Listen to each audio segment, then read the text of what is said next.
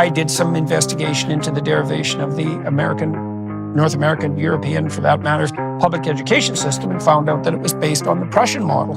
And the Prussians produced a universal education system in the late 1800s because they were afraid they were losing military superiority, and they wanted to produce a cadre of mindless, obedient soldiers.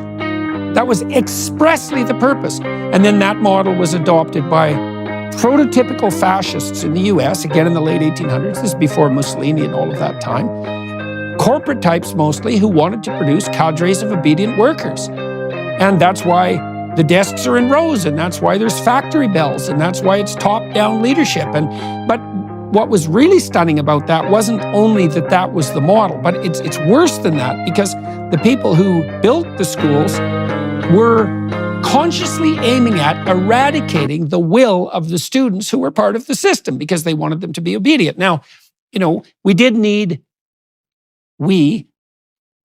there was a demand for factory workers at the time, and there were a lot of rural people flooding into the cities, and no one really knew what to do with the kids because they didn't have farm work, and there was some need for an education system, and there was some utility in producing people who knew how to abide by a clock and who could therefore take on factory jobs.